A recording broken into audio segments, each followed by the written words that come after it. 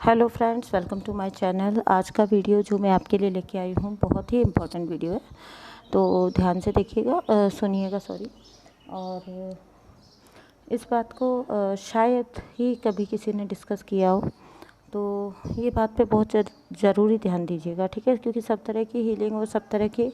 Prayers के बारे में तो आप जानते ही हो ऑलरेडी कि किस टाइप से आपको एंजल प्रेयर्स करनी है, किस टाइप से आपको जो है यूनिवर्स से प्रे करना है, या यूनिवर्स से कुछ भी मांगना है, या यूनिवर्स से कुछ भी जो है विश करना है, ठीक है। ये सब चीज़ें तो हम हमेशा से बात करते ही आए हैं, लेकिन एक आज जो बहुत इम्पोर्टेंट बात पे मैं डिस्कशन करने जा रही हूँ वो ध्यान से सुनिएगा, क्योंकि बहुत से लोग इस टाइम पे इस चीज़ को फेस कर रहे हैं, ठीक है। ये होता है डार्क जो एंटिटीज़ हैं वो उनका अटैक। तो आपने हमेशा सुना होगा कि जब आप मेडिटेशन पूजा पाठ वगैरह बहुत ज़्यादा करते हो तो डार्क एंटिटीज़ आपको अटैक करती हैं बार बार,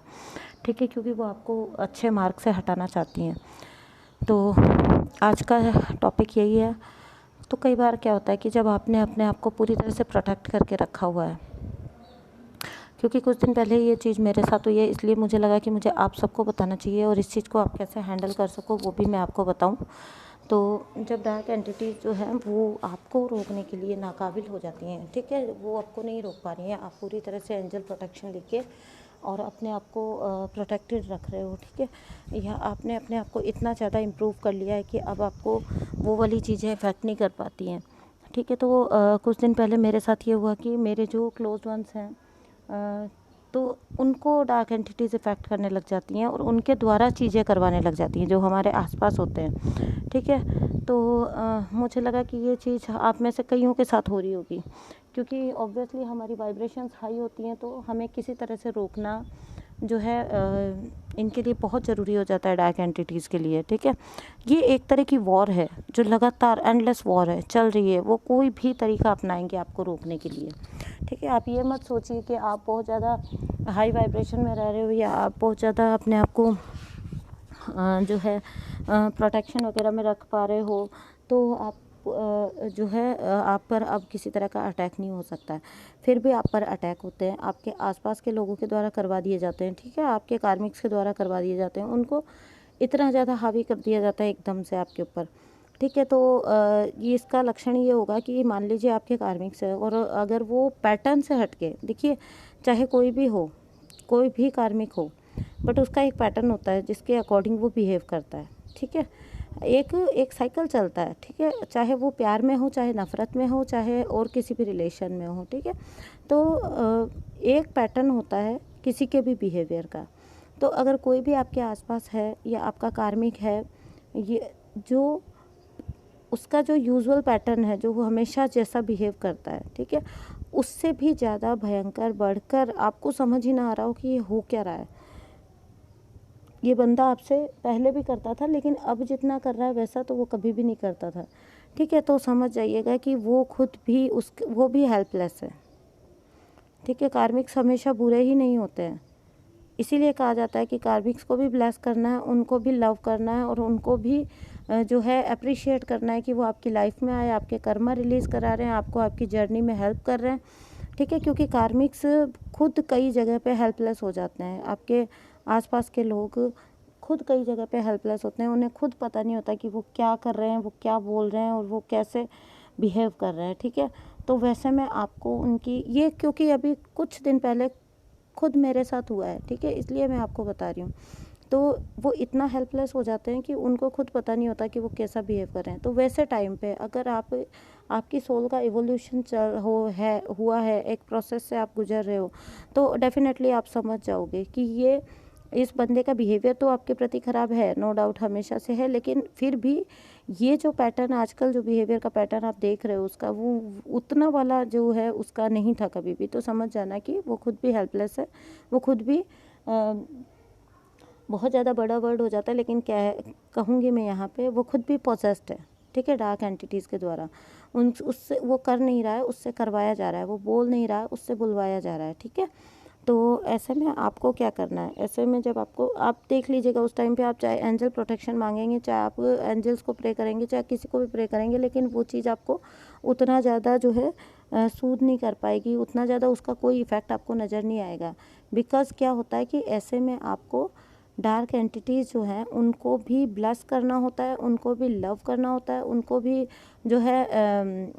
माफ़ी मांगनी होती है आपको डार्क एंटिटीज़ से भी, क्योंकि ये तो आप सभी जानते हो कि सभी आत्माएं जो हैं वो हमारे जो परमपिता परमात्मा हैं उन्हीं के बच्चे हैं, ठीक है। तो कोई भी आत्मा जो है वो, देखो ये जस्ट इसी तरह से है कि कुछ बच्चे बिगड़ जाते हैं और कुछ बच्चे सुधर जाते हैं, लेकिन माँ बाप को सभी बच्चे प्यारे होते हैं, ठीक है। माँ बाप को सभी बच्चे प्यारे होते हैं, लेकिन उनमें से कुछ बच्चे ऐसे होते हैं जो ओबे करते हैं माँ बाप को, और कुछ ऐसे होते हैं जो ओबे नहीं करते हैं, ठीक है, आज्ञाकारी नहीं निकलते हैं। बस ये उतना सा मैटर होता है डार्क एंटिटीज़ का और पॉजिटिव जो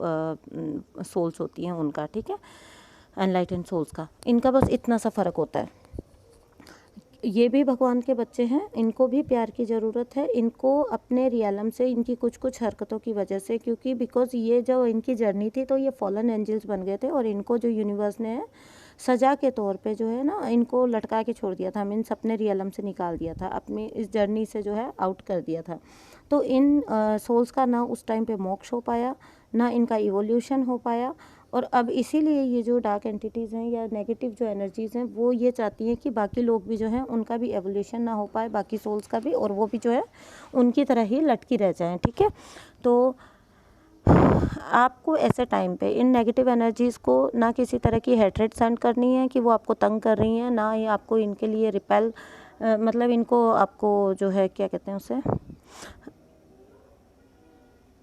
क्या कहते हैं इसको, हाँ, ना तो इनके लिए आपको नफ़रत रखनी है, ना ही किसी तरह की घृणा का भाव लाना है, ठीक है, ना इनको कर्ज करना है आपको, क्योंकि ये खुद भी देखिए बुराई से बुराई बढ़ती है, जितना आप बुराई करते जाओगे वो डबल होके आप ही के पास आती जाएगी, ठीक है। तो ऐसे में आपको क्या करना है, आपको जस्ट प्रे करना है नेगेटिव एनर्जीज़ को कि वो आपको माफ़ कर दें, ठीक है, क्योंकि आप उनको ब्लेस करते हो, आप उनको लव करते हो, ठीक है। आपको एक प्रेयर करनी है, वो मैं आपको इस वीडियो में बताती हूँ। आपको ऐसे प्रे करना है कि आपको यूनिवर्स को साक्षी मानकर कि भगवान जी को या यूनिवर्स को, जो भी आप उनको एड्रेस करते हैं, जिन भी भगवान को आप मानते हैं, जो भी आप जो कह के आप प्रे करते हैं, जब भी प्रे करते हैं, ठीक है, तो उनको प्रे करते हुए आपको कहना है कि मैं आपको साक्षी मानकर, ठीक है, सभी नेगेटिव एनर्जीज जो भी जो है इस टाइम पे मुझे तंग कर रही हैं या बहुत ज़्यादा हावी हो रही हैं, मैं उनसे माफ़ी मांगती हूँ,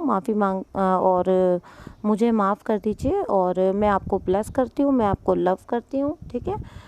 मैं आपके लिए प्रे करती हूँ, मैं अपनी हर प्रेयर में आपके लिए प्रे करूँगी, ठीक है, आपकी शांति के लिए प्रे करूँगी। आप प्लीज़ शांत हो जाओ, आप मुझे माफ़ करो, और आप जो है मेरे फला कार्मिक के साथ जो है मेरी एनर्जी जो उनको आप सुधारो, ठीक है, या उनको अपना शिकार बनाना बंद करो, ठीक है। मैं आपसे माफ़ी मांगती हूँ, मैं आपसे दिल से, तो सोल लेवल पे आपको उन सोल्स से माफ़ी मांगनी है, ठीक है। उनको किसी तरह से कर्स नहीं करना है, या उन पर गुस्सा नहीं करना है, या उनको बुरा भला बिल्कुल भी नहीं कहना है, क्योंकि फिर से मैं कह रही हूँ कि बुराई से बुराई बढ़ेगी, ठीक है। आप शांत रहिए और उनको शांत करिए, ठीक है, और आपको कुछ ही दिन में जो है फ़र्क दिखना स्टार्ट हो जाएगा। ये बहुत ज़रूरी था, क्योंकि ये मेरे साथ हुआ। हर मेडिटेशन में आपको इस तरह की प्रेयर करनी है, ठीक है, और आपको खुद ही फ़र्क दिखना स्टार्ट हो जाएगा, क्योंकि ये मेरे साथ हुआ, इसलिए मैं आपको बता रही हूँ। और मुझे लगा कि इस टॉपिक पे शायद किसी ने कभी कोई बात नहीं की, ठीक है। तो ये था आज का video. Thank you so much.